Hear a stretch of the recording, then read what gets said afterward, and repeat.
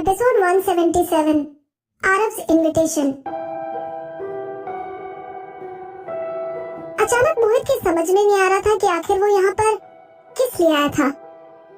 उसने एक सिगरेट जलाई और सिगरेट से निकलते हुए धुएं ने उसके खूबसूरत चेहरे को छिपा लिया। पहले तो काफी देर तक वो कार के अंदर ही बैठा रहा, फिर उसने एक कॉल लगाया।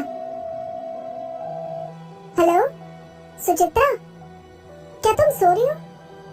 किसी बारे में मुझसे कुछ बात करनी थी। लिफ्ट वाले सीन ने उसे किसी मुसीबत के आने की एक अजीब सी फीलिंग दी थी। लड़कियों को शांत करने के अपने स्किल के बारे में अब उसे जरा सा भी भरोसा नहीं था। ऐसे में वो विदुषी जैसी लड़की का दिल कैसे जीत सकता था? ऐसे में शायद सुचित्रा से उसे कोई जवाब मिल जाए, क्योंकि सुचित्रा विदुषी से मिलती जुलती थी। वो विदुषी से प्यार करता था। वो उसका शरीर और उसकी आत्मा सब कुछ चाहता था। विधि अपने अपार्टमेंट में वापस तो चली गई थी, लेकिन पूरी रात वो अच्छी तरह से सो नहीं सकी। अगले दिन सुबह जब वो सोकर उठी तब भी उसके सर में दर्द था। वो बाथरूम में चली गई। उसने अपने आप को दीवार पर लगे हुए आईने में देखा और रियलाइज किया कि वो बहुत ज्यादा थकी हुई लग रही थी। उसका चेहरा भी एकदम पीला पड़ गया था और उसके कपड़ों में काफी सारी सलवटें पड़ी हुई थी। तभी उसे याद आया कि कल रात को सोने से पहले उसने अपने कपड़े भी नहीं बदले थे। उसने एक एक करके अपने कपड़े उतारने शुरू कर दिए। जब उसने अपनी कमीज उतारी तो उसे रियलाइज हुआ कि उसकी कलाई से कुछ गायब था।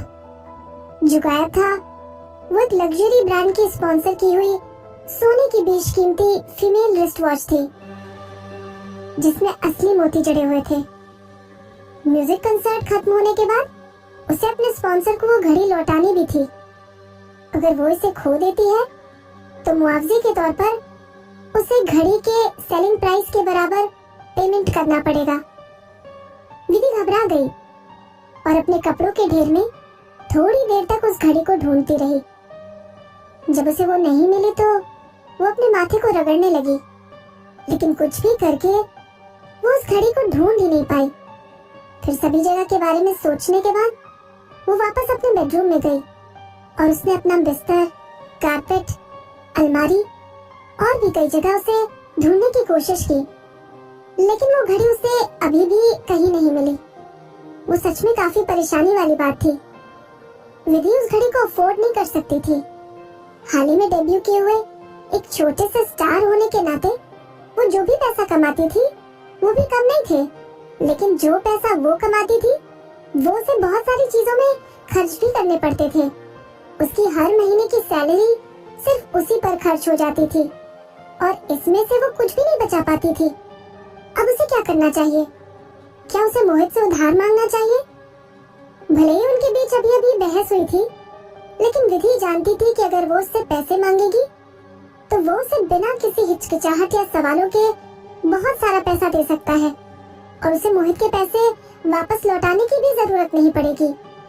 लेकिन अगर उसने ऐसा किया तो फिर उनका ये रिलेशन एक लेन देन वाले रिलेशन से अलग कैसे रह जाएगा? कुछ समय पहले ही वो बेशर्मों की तरह आरव के पैसों पर ऐश कर रही थी अपनी पिछली जिंदगी में। हालांकि विधि की अपनी जमा पूंजी सैकड़ों अरब रुपए थी, लेकिन फिर भी उसने कभी भी एक मिनट के लिए भी अपने खुद के पैसों का इस्तेमाल नहीं किया था। उसका सारा खर्च आरव के पर्सनल अकाउंट से ही कवर किया जाता था। आरव ने उसे एक ब्लैक गोल्ड क्रेडिट कार्ड दिया था, जिसे वो उसके लिए गिफ्ट खरीदने के लिए भी इस्तेमाल करती थी। उस समय उसने ये कभी भी रियलाइज नहीं किया था कि उसके साथ कुछ गड़बड़ थी और वो क्या कर रही थी। उसने तो सोचा था कि जब उन दोनों ने सब कुछ आपस में शेयर किया हुआ है तो ये बिल्कुल ठीक है। ये तो उसने बाद में रियलाइज किया कि वो कितनी गलत थी। उसकी नजरों में वो हमेशा के लिए उसकी एक सबऑर्डिनेट बन के रह गई थी। लेकिन अब जब वो एक बार फिर से जिंदा हो गई थी तो विधि अब फिर से कभी भी वैसी जिंदगी नहीं जीना चाहती थी। वो आजाद थी और उसे किसी पर भी डिपेंड होने की जरूरत नहीं थी। तो फिर ऐसे में चाहे जो भी हो जाए, लेकिन वो मोहित से कभी भी पैसे नहीं मांगेगी। तो फिर वो अपने सामने खड़ी इस प्रॉब्लम को कैसे सॉल्व करेगी? जब वो इन्हीं ख्यालों में खोई हुई थी तभी उसका फोन बज उठा। ये कॉल एक अननोन नंबर से था। विधि ने जवाब देने के लिए अपने फोन का बटन दबाया। फोन की दूसरी तरफ से एक जानी पहचानी आवाज आई, जो बहुत धीमी और चार्मिंग थी। Is this विदुषी शर्मा? ये वो ही था, आरव। ये आरव की ही आवाज थी। विधि के दिल की धड़कनें काफी तेज हो गई और उसने ऐसा महसूस किया जैसे कि उसका हाथ फोन पकड़े पकड़े ही थोड़ा कांप रहा था। आरव को उसका फोन नंबर कैसे पता चला और वो उसे इस समय क्यों कॉल कर रहा था? विदुषी शर्मा? उसने एक बार फिर धीरे से दोहराया। विधि ने गहरी सांस ली। आपने मुझे कॉल क्यों किया है? क्या तुम ये नहीं पूछना चाहती हो कि मैं कौन हूँ? उसने बहुत अच्छी टोन में बोलते हुए पूछा, जो कि कल रात में उसके गुस्से वाली टोन से पूरी तरह से अलग थी। उसने फिर से उसी टोन में कहा, लगता है जैसे तुम पहचान गई हो कि मैं कौन हूँ। क्या मुझे ये कहना चाहिए कि तुम आवाजों के लिए काफी सेंसिटिव हो या फिर ये हमारी किस्मत में ही लिखा है? उस बात का आखिरी हिस्सा सुनकर वो इतना गुस्से में आ गई कि उसे लगा जैसे उसे अपना फोन ही तोड़ देना चाहिए। विधि ने कहा, बकवास बंद कीजिए। उसकी आवाज कांप रही थी। आरव, मुझ में अब आपसे बात करने की एनर्जी बिल्कुल नहीं है। अगर कुछ ज्यादा जरूरी बात ना हो तो मैं अब डिस्कनेक्ट कर रही हूँ। वो धीरे से मुस्कुरा दिया।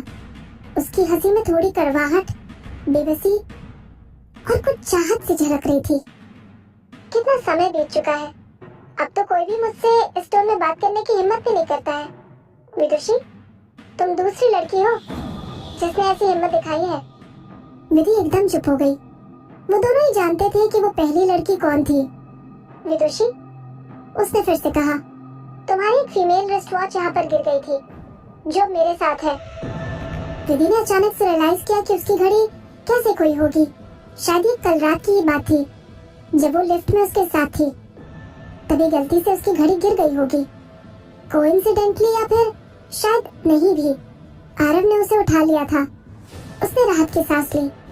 ये वाकई में बहुत अच्छा था कि अब उसे पता चल गया कि उसकी घड़ी कहाँ पर है। आरव से घड़ी वापस लेने के बाद अब उसे उसके मुआवजे के तौर पर भारी भरकम फीस पे करने के बारे में चिंता नहीं करनी पड़ेगी। लेकिन इसके बारे में दोबारा सोचने पर उसे एक और प्रॉब्लम रियलाइज हुई। उसकी घड़ी तो आरव के पास थी, अब वो उसे वापस कैसे लेगी? आरव, बोलने से पहले वो काफी हिचकिचा रही थी। क्या आपको मैं ये घड़ी वापस करने के लिए परेशान कर सकती हूँ? उसका दिल बड़ी तेजी से धड़क रहा था और वो बुरी तरह से डर गई थी कि आरव इस बात से साफ मना कर देगा। उसकी आवाज हमेशा की तरह धीमी और काफी गहरी थी। उसने जवाब दिया, जरूर। थोड़ा रुकने के बाद उसने आगे कहा, विदुषी, लेट्स अरेंज अ टाइम। मुझे उम्मीद है कि मैं तुम्हें ये पर्सनली वापस कर सकता हूँ। आखिर में वो आरव के इरादे समझ गई। आरव उससे मिलना चाहता था। अब सिर्फ ये घड़ी ही उसका चारा थी। विधि ने उसकी बात को मना करने की पूरी कोशिश की। नहीं, मैं इससे पहले कि वो आगे कुछ बोल पाती, आरव ने उसे उसकी बात काटते हुए कहा, अगर तुम इसे लेने के लिए खुद नहीं आ सकती हो तो इसे भूल जाओ। वो जानती थी कि आरव जो बोलता था वो हमेशा करता भी था, क्योंकि उसने कह दिया था, तो अब उसके पास कोई और रास्ता नहीं बचा था। लेकिन वो उसे मिलने की हिम्मत कैसे कर सकती थी? उसकी दूसरी जिंदगी की शुरुआत के बाद से आरव ने उसे पकड़ने के लिए कई बार कोशिश की थी। इतना दुख झेलने के बाद एक बार फिर से वो अपने आप को उसी तरह के खतरे में कैसे डाल सकती थी? लेकिन वो घड़ी, वो समझ नहीं पा रही थी कि उसके लिए सबसे अच्छा ऑप्शन क्या हो सकता है। आरव की आवाज एक बार फिर से आई, मैं सिर्फ तुमसे बात करना चाहता हूँ। मेरा कोई भी इरादा बुरा नहीं है। मिलने के समय के बारे में तुम खुद फैसला कर सकती हो। बुरा इरादा नहीं है? पास्ट में हुए इवेंट्स उसके दिमाग में कौंध गए और विधि बुरी तरह से भड़क गई। वो गुस्से से भर गई और कहा, अतीत पे आपने मेरे साथ जो कुछ भी किया है, उसके बाद आप खुद ही मुझे बता रहे हैं कि आपका इरादा बुरा नहीं है, चाहे वो उसकी पिछली जिंदगी में हो या अभी की जिंदगी में। आरव ने हमेशा उसे बहुत बुरी तरह से सिर्फ नुकसान ही पहुंचाया है। जब मैंने कहा कि मैं नहीं करूंगा, तो इसका मतलब है कि मैं नहीं करूंगा। मैं अपने किए हुए वादों से कभी भी पीछे नहीं हटता हूँ। अपने वादों से कभी पीछे नहीं हटते आप? वो बहुत जोर से चीखना चाहती थी। उसे याद आया कि आरव ने कैसे उससे अपने प्यार का इजहार किया था और कैसे सारी जिंदगी उसे अच्छी तरह से ट्रीट करने का वादा किया था। आखिर में उसने उसे टॉर्चर करने के लिए जो कुछ भी किया था वो तरीका बहुत ही क्रूअल था। उसने उसे इतना टॉर्चर किया था कि उसकी जिंदगी जीने के लायक भी नहीं बची थी। लेकिन अपने अभी के स्टेटस के बारे में सोचते हुए उसने उन सवालों को निगल लिया जो भी बिना सोचे समझे मुझसे पूछने वाली थी। अगर तुम्हारी समझ में ये नहीं आ रहा कि हमें कहाँ मिलना चाहिए तो मैं तुम्हें बता देता हूँ। हम अर्निंग पॉइंट बिजनेस सेंटर में मिलेंगे। अर्निंग पॉइंट के 3rd फ्लोर पर एक बहुत बड़ी ओपन लॉबी है जिसके साथ एक बहुत अच्छी कॉफी शॉप है और वहाँ पर काफी लोग आते जाते रहते हैं। इतने लोगों के होते हुए तुमको मुझसे डरने की जरूरत नहीं है। अर्निंग पॉइंट बिजनेस सेंटर में दोपहर को ठीक 2 बजे मैं तुम्हारा इंतजार करूंगा। उसकी आवाज पहले की तरह ही धीमी और सॉफ्ट थी। जब भी वो कोई फैसला नहीं कर पाती थी वो हमेशा खुद ही उसके लिए एक कंसिडरेट डिसीजन ले लेता था।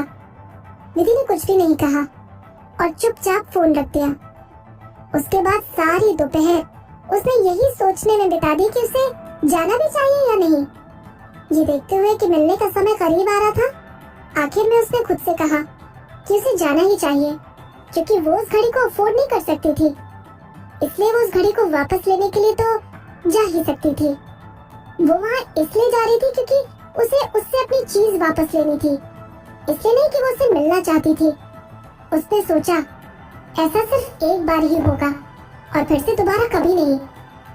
वो बिजनेस सेंटर पर पहनकर जाने के लायक कपड़े निकालने के लिए खड़ी हो गई और अपने अपार्टमेंट से बाहर निकल गई।